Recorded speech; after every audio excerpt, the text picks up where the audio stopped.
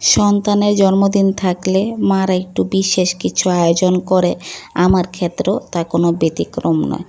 আজকে আমার ছেলের জন্মদিন উপলক্ষে কিছু আয়োজন করলাম। সে এখন পর্যন্ত ঘুম থেকে উঠেনি, আমি উঠে গেছি, কিন্তু উঠেই দেখে এত রোদ। রোদ থাকলে চলবে না, কাজকর্মে লেগে যেতে পড়বে, কারণ সব কিছু আয়োজন করে খাওয়াতে তো হবে। এর মধ্যে গিয়ে দেখলাম সে তার দাদির রুমে ঘুমিয়ে রয়েছে। আমার ছোট্ট সোনাটা আস্তে আস্তে বড় হয়ে যাচ্ছে। সেদিন মনে হয় এত ছোট ছিল, আর এখন মনে হয় কত বড় হয়ে গেছে, কত বুঝের হয়ে গেছে। সব কিছু নিজে নিজে করে, শুধু ভাতটা নিজে নিজে খেতে পারে না, এই আর কি। এই দিনটা আমার জন্য অনেক বিশেষ দিন। আমার মনে ছিল না, কিন্তু হঠাৎ আমি তারিখ দেখতে দেখতে মনে পড়ে গেল। মুরগির রোস্ট রান্না করব, বেশি কিছু রান্না করবো না, এখানে পেঁয়াজ আর ডিম, এই আর কি। আর পোলাও রান্না করব।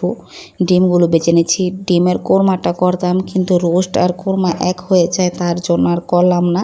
ডিমটা বেছে নিলাম সিদ্ধ করে, আর এখন পেঁয়াজ বেরেস্তা করে নিলাম। আমি সব কিছুর ভিডিও ক্লিপ দিতে পারলাম না, কারণ আরও কাজকর্ম থাকে, স্কুলে নিয়ে যেতে হয়, তার জন্য যে বেরেস্তা করে রেখে দিলাম। এখন রোস্টগুলো বেজে নিব। ভাজা রোস্টের স্বাদই আলাদা, কষানো রোস্টও মজা লাগে, কিন্তু আমার ভাজা রোস্টটা বেশি ভালো লাগে, তার জন্য বেজে নিচ্ছি। ভাজা রোস্টের একটা গ্রান কয়। আগে মানুষ মনে হয় ঘি দিয়ে ভাজত, এখন তো এগুলো হয় না, ঘিয়ের যে দাম তার জন্য।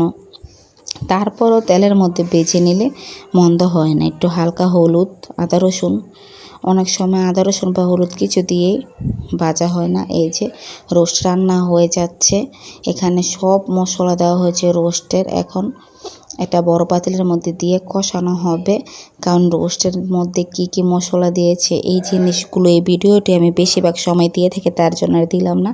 কারণ কাঁচামরিচ দিয়ে ভালোভাবে এটাকে কষানো হয়ে গেলে এটা নামিয়ে ফেলবো। হয়ে গেছে প্রায় সিদ্ধ। এই যে রোস্টটা হয়েই গেছে, এখন বেরেস্তা এগুলো দিয়ে নামিয়ে ফেলবে। অনেকগুলো রোস্ট রান্না করা হয়েছে সবাই খাবে বলে। এখন পোলাও রান্না করা হচ্ছে। পোলাও রান্না করার সময় তেলের মধ্যে পেঁয়াজটা ভেজে নিয়েছে, আদা রসুন পরিমাণ মতো লবণ দিয়ে, তারপরে গরম পানি দিয়ে দেয়। অনেক সময় পোলাওটা ভাজা ভাজা করে, কিন্তু আমরা ভাজা ভাজা করি না। তারপরে পেঁয়াজটা ভাজা ভাজা হলে পানিটা দিয়ে দেই, সিদ্ধ গরম পানি থাকে, তারপরে পোলাওটা বসিয়ে দিই। যে এখন দমে বসাবে পোলাও, এই যে হয়ে গেছে। এখন দমের মধ্যে পোলাওটা হয়ে যাবে। পোলাও রান্না করা সহজ, পরিমাণ মতন যদি পানি এগুলো দেওয়া হয়। এই যে পোলাও রান্না হয়ে গেছে। এখানে আজকের আয়োজন ছিল রোস্ট, ডিম আর পোলাও। বেশি কিছু রান্না করা হয়নি, গরুর মাংস রান্না করা হয়নি, বা আমরা পোলাওর সাথে গরুর মাংসটা খুব কমই খাই, বাদ দিয়ে বেশি খাওয়া পড়ে, তার জন্য। এই যে এখন সবার খাবার পালা, দুপুর হয়ে গেছে। যেদিন আমার ছেলের জন্মদিন ছিল ওই দিন শনিবার ছিল, তার জন্য 1টার পরে সবাই খাওয়া দাওয়া করে ফেলে। আমরা বেশিরভাগ সময় 1টা বাজে খাওয়া দাওয়া করে ফেলে, তার জন্য সবাই মিলে খেতে বসলাম। ডিম, রোস্ট, সালাদ এগুলো নিয়ে সবাই খেতে বসলাম। সাথে একটু বেরেস্তা দিয়ে দিলাম। পোলার মধ্যে বেরেস্তা দিতে ভুলে গিয়েছিল, কিন্তু এমনও খেতে মন্দ হয় না। খাবারটা আসলে অনেক মজাদার ছিল। সবাই মিলে খাওয়া দাওয়া করলাম, এই আর কি। আগে আমি রোস্ট দিয়ে খাওয়া শুরু করলাম। রোস্টটা এত মজাদার হয়, সব কিছুই বেশি পরিমাণ ভালো না, তাই আমার শাশুড়ি যে রোস্ট রান্না করে ওটার পরিমাণটা সব কিছু সীমাবদ্ধতা রাখে, তার জন্য একটু বেশি খাওয়া যায়। কিন্তু রোস্টের মধ্যে যদি বেশি গ্রান থাকে তাহলে কিন্তু খাওয়া যায় না। আর রোস্ট দিয়ে পোলাও খাওয়ার সময় যদি একটু ডিম কামড় দিয়ে খাওয়া হয়, আসলে মন্দ হয় না। এই জিনিসটা আমার ননদ থেকে শিখেছি, ও বলে কার থেকে শিখেছে, তার জন্য এই প্রায় রোস্টের সাথে ডিম করা হয়, রোস্টের সাথে সবজি বা দই এইসব আইটেম করা হয়।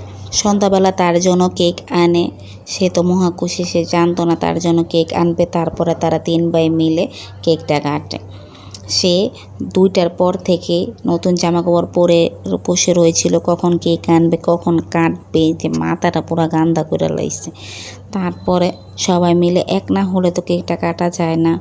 আর আমার ননদের ছেলের পরীক্ষা ছিল মনে হয়, হ্যাঁ, তারপর ও রেস্ট করছে, তারপরে আসে। ওই ছোটোটা দেখেন কেক খাওয়ার জন্য পুরো পাগল। বাচ্চারা কেকটা একটু বেশি পছন্দ করে, ঘরে বানালে এটা খাবেই না। এই ছিল আমার ছেলের জন্মদিনের ব্লগ। ছোটোখাটোভাবে সব কিছু আয়োজন করার চেষ্টা করেছি, সে অনেক মহাখুশি হয়েছে। ভিডিওটি যদি ভালো লাগে তাহলে লাইক কমেন্ট করবেন, এই আর কি। আজকে এই পর্যন্তই থাক, সবাই ভালো থাকবেন, সুস্থ থাকবেন।